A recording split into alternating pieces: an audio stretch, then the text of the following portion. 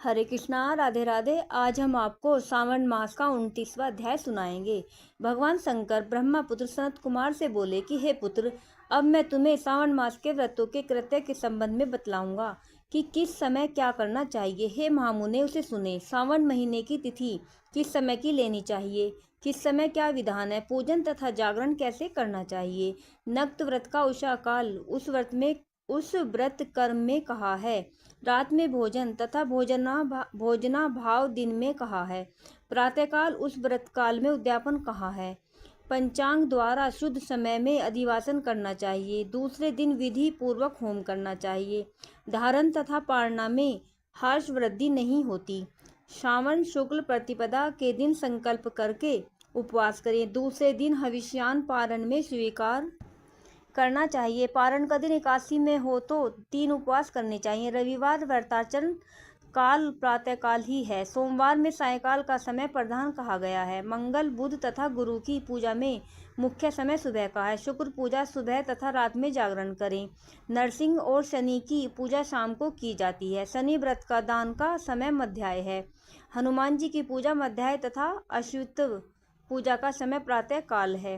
रोटक व्रत में प्रतिपदा तथा सोमवार सहित त्रिमुहूर्तकार स्वीकृत हैं या पहले की तिथि ग्रह है। उदुम्बरी द्वितीया, संध्यावापिनी तृतीया युक्त पूर्व वेदित लेनी चाहिए। स्वर्ण गौरी में चतुर्था युक्त तृतीय तिथि है। गणेश पूजा में तृतीय विध चतुर्थी है। नाग पूजा में षष्ठी युक्त पंचमी है। सुपोधन व्रत साय व्यापनी सप्ती युक्त षष्ठी है। शीतला व्रत में मध्याह्न व्यापनी सप्तमी है। देवी के पवित्रारोपण में रात्रि युक्त अष्टमी तिथि है। कुमारी में रात्रि व्यापिनी नवमी उत्तम है। आशा में रात्रि व्यापिनी दशमी है। हे तात, दशमी विद्या एकादशी अग्रह है। उसके वेद को मैं बताता हूँ। अरुणोदय समय दशमी वेद वैष्णवों के यहाँ होता है। अरुणोदय समय में स्मार्तों के यहाँ दशमी वेद होता है। इस रीति द्वारा द्वादशी पवित्रारोपण की गई है। अनंग व्रत में रवि व्यापनी तिरोसी है। द्वितीय पहर व्यापनी हो जाने पर पशंतर होती है। शिव पवित्रारोपण में चतुर्दशी रात्रि व्यापनी है। अर्ध्य रात्रि व्यापिनी उत्तम है। उपाकर्म तथा उत्सर्ग में पूर्णिमा और श्रावण नक्षत्र ग्रह है। यदि अन्य दिन पूर्णिमा 3 मुहूर्त की है तो दूसरे दिन व्रत करना चाहिए। या ऋग्वेद तैत्तिरीय शाखा वालों को पहले दिन करना चाहिए। तैत्तिरीय शाखा वाले यजुर्वेदियों को अन्य दिन पूर्णिमा 3 मुहूर्त रहने पर भी उपाकर्म और उत्सर्ग दोनों पूर्व दिन ही करने चाहिए। पूरे दिन पूर्णिमा तथा श्रावण नक्षत्र मुहूर्तोत्तर संबंध हो तो अन्य 2 दिन मुहूर्त के भीतर पूर्णिमा श्रावण नक्षत्र समाप्त हो तो पूर्व दिन में करना चाहिए। अपराह्न काल में सामवेदियों को हस्त नक्षत्र हो तो उपाकर्म उत्सर्ग करना चाहिए। दोनों दिन हस्त नक्षत्र अपराह्न काल व्यापिनी हो तो पहले दिन करना चाहिए।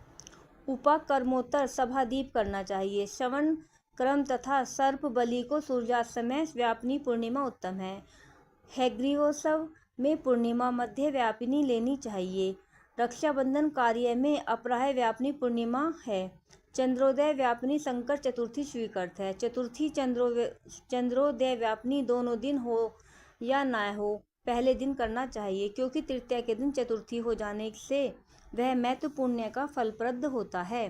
हे वशव्रती, पहले दिन गणनाथ को प्रसन्न करने के लिए चतुर्थी का व्रत करें। गणेश, गौरी तथा बहुला को छोड़कर दूसरे देवों की पूजा में पंचमी विधि ली गई है। श्री कृष्ण पूजा में अर्धरात्रि व्यापिनी अष्टमी विधि है। वे निर्णय के बारे में सर्वोच्च 6 तिथि मान्य है। एक तो दोनों दिन पूर्ण व्याप्ति हो, दोनों दिन में केवल अव्याप्ति हो, दोनों दिन अंश द्वारा समव्यापित,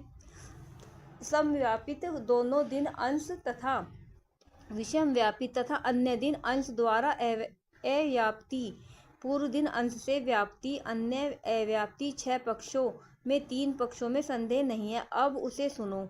पूर्ण व्याप्ति में अंश व्याप्ति से अधिक व्याप्ति श्रेष्ठ मानी जाती है। एक दिन जो पूर्ण तिथि है वही अन्य दिन अपूर्ण कही गई है। एक अव्याप्ति अन्य दिन अंश व्याप्ति हो तो श्रेष्ठ अंश व्याप्ति होती है। अंश व्याप्ति जब हो तथा वह सम हो तो वहाँ संशय हो जाता है तो भेद वाक्य निर्णय करना चाहिए। युग्म वाक्यों में कहीं कहीं बार नक्षत्र योग बल से, कहीं प्रधान दो योग में, कहीं पुराण योग से, जन्माष्टमी व्रत में संदेह हो यानी इन पक्षों में परा हो तो प्रातःकाल में पारण करना चाहिए। यदि 3 पहर अष्टमी समाप्त हो या बाद तक रहेगी तो सुबह में पारण करना चाहिए। पिठोरा व्रत में मध्य व्यापनी अमा शुभ है। वृषभ अर्चन में सायकाल व्यापनी अमावस्या ली गई है। दुर्वों के संचय में संभव समय है। सूर्य की कर्क संक्रांति में 30 घड़ी पहले पुण्य समय माना जाता है। सिंह संक्रांति में 16 घड़ी या पहले तथा 16 घड़ी बाद में पुण्य समय आ जाता है। कुछ ऋषि सिंह की संक्रांति से पहले 16 घड़ी पुण्य काल मानते हैं। अगस्त्य अर्ध्य समय व्रत सहित ही कहा गया है। हे वत्स, मैंने यह कर्मों का काल निर्णय बताया है। इस अध्याय को जो सुनाता है तथा जो सुनता है उसको श्रावण मास के सभी व्रतों का फल प्राप्त हो जाता है। राधे राधे। बोलो उमापति शंकर भगवान की जय।